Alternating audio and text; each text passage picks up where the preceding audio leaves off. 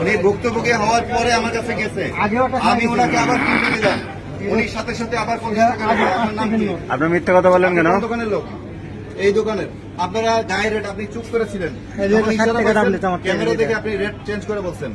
আপনার গায়ের মূল্যের চেয়ে বেশি টাকা রাখেন। দোকান কি চালাতে চান না চান না? আজকে নতুন নিচ্ছেন, আমি তো বুঝবো না, সেটা তো আমার বুঝার বিষয় না। গায়ের রেট সে তো না দেনা বেচে না, তারা শিখাই করে দেন নাই।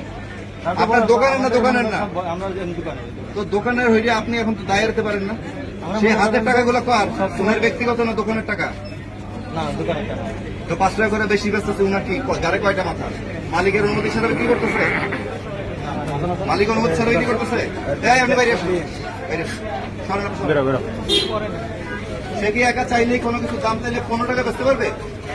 তাহলে বছর 5 টাকা কম করে বেচুক পারবে মালিকের অনুমতি ছাড়া? তাহলে মালিকের অনুমতি নিয়ে 5 টাকা বেশি বেচতেছে।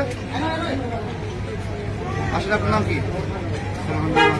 হ্যাঁ মারুফ, আপনার নাম কি? হৃদয়।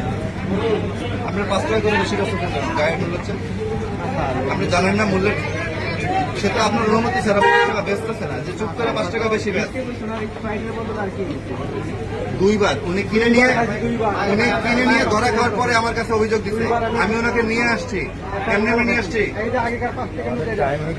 উনি সামনে বিক্রি করছে, আমি পিছনে দাঁড়ানো। সে তো স্বীকার করতেছে আপনার অনুমতি ছাড়া বিক্রি করছে।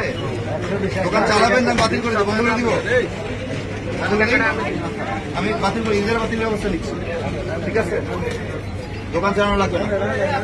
আপনারা গায়ের মূল্যের চেয়ে বেশি বিক্রি করা যায় না, জানেন এটা? আপনি অবশ্যই জানেন। তো এইখানে বসে কেন বিক্রি করলেন? এত শহর দেখলেন কেন?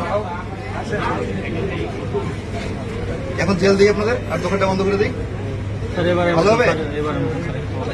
এই জিনিস আর দেখবো না স্যার, কখনো হবে না।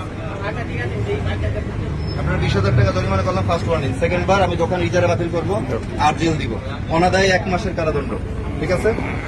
এই জিনিস যেন আমি দ্বিতীয় দিন শুনি না।